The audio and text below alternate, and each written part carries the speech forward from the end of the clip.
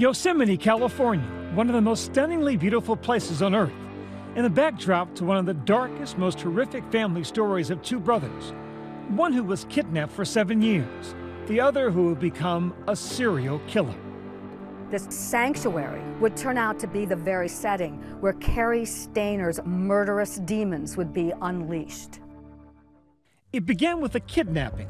Just weeks before Christmas 1972, 7-year-old Stephen Stayner is kidnapped by convicted child molester Kenneth Parnell. Kenneth Parnell stops the car and he goes to a payphone.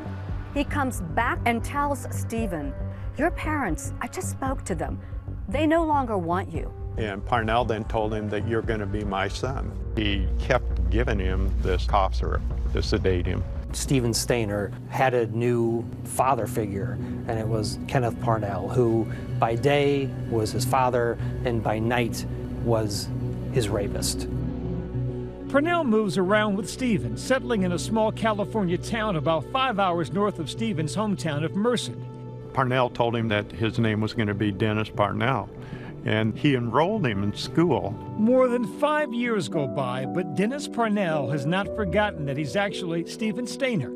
Back in Merced, his family has not forgotten him either. His older brother, Cary, deeply affected by Stephen's disappearance. Cary is very upset. Maybe he had some guilt because I believe he was supposed to have been with his brother. Cary shows signs of troubling behavior. It seemed as though he had a compulsion with trying to get close to women or be sexual with them, but he was unable to develop any sort of interpersonal relationships with any women. After 7 years with Stephen, Parnell starts looking for a new, younger boy. In February 1980, he pays a high school kid to help him kidnap 5-year-old Timothy White.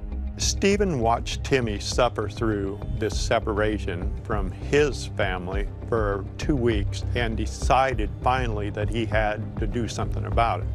When Parnell goes to work, Stephen hitchhikes with Timothy to the town of Ukiah, going directly to the police station. But when he arrives at that police station, he says something that will be embedded in the public consciousness forever. I know my first name is Stephen. And that became the title of a book, it became a television movie, and it made Stephen famous. This is Stephen today. He is holding 5-year-old Timothy White. Stephen was a national hero. He returns to Merced triumphant. Good morning, Stephen and Mr. and Mrs. Stayner. And Stephen, how does it feel to be home? Feels great. Did you remember your parents well? They didn't change that much. I recognized them when I got out of the car. What about your brothers and sisters? They changed a lot. I never recognized either one of them. Kenneth Parnell is never tried for sexual assault in Stephen's case and ends up serving only 5 years on kidnapping and false imprisonment charges. After his release, he is caught attempting to solicit a 4-year-old boy. He is given a life sentence and dies in prison in 2008. Stephen goes on to work menial jobs, get married, and have 2 children. But then at age 24, Stephen is killed while riding a motorcycle. His unexpected death, another blow to older brother Cary. This rage is starting to bubble up. Cary has a couple of nervous breakdowns. One was fairly violent. He stated that he felt like jumping in the truck, driving it through the shop, and killing the boss, and killing everybody in the office, and then torching the place. And that's when I told him, you need to go see a doctor, Cary. Cary is also dreaming about killing women. He enters a mental health facility but doesn't stay. He eventually makes his way to Yosemite, landing a job as a handyman at the Cedar Lodge just south of the park. In February 1999, he sees an opportunity to finally act out his sick fantasy. In one of the furthest hotel rooms at Cedar Lodge are 3 guests, Carol Lund, her 16-year-old daughter Julie, and their friend Silvina Palazzo, visiting from Argentina. Cary knocks on their door. He tells them he's maintenance and needs to fix a leak. They let me in. I went to the bathroom to check the fan, where I told them the leak probably would be. When I came out of the bathroom, I pulled my gun out, and I told them I wanted the money and the keys to the car. About a month later, a burned car is found about 60 miles from the Cedar Lodge. The remains of 2 bodies were found in the trunk. I knew from the very beginning that my girl was there. How? I don't know.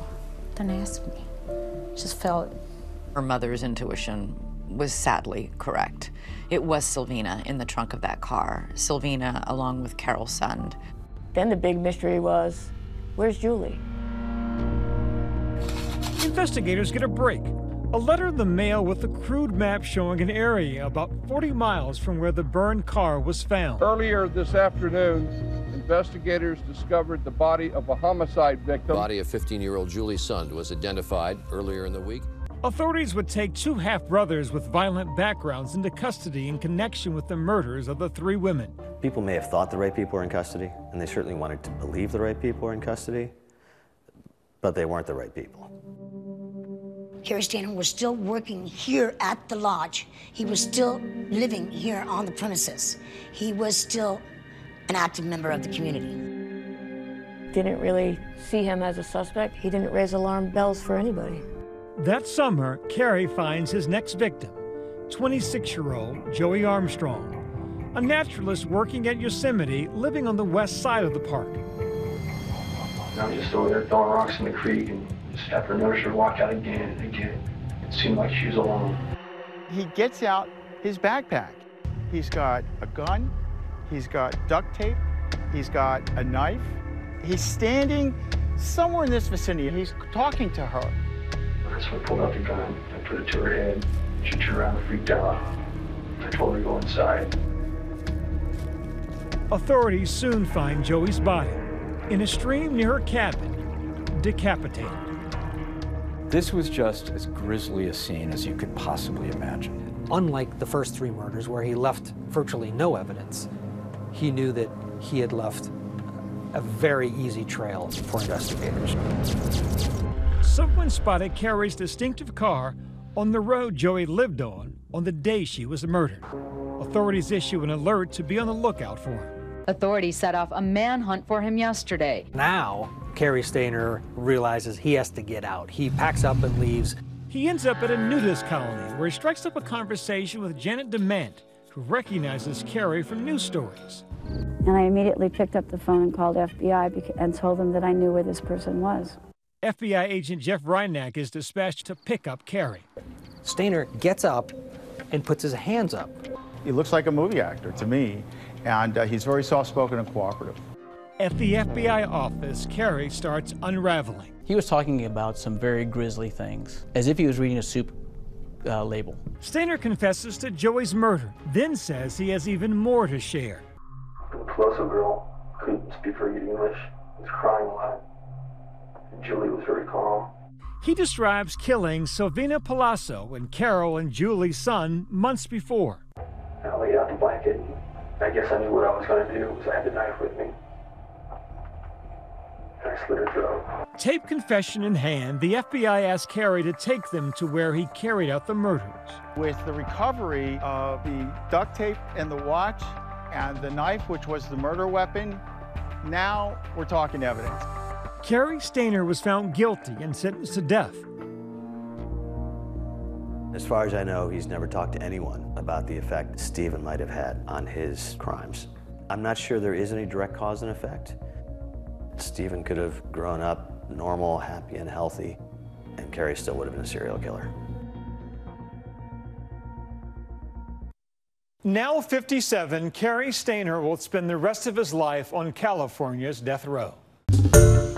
Hi everyone, George Stephanopoulos here. Thanks for checking out the ABC News YouTube channel. If you'd like to get more videos, show highlights, and watch live event coverage, click on the right over here to subscribe to our channel, and don't forget to download the ABC News app for breaking news alerts. Thanks for watching.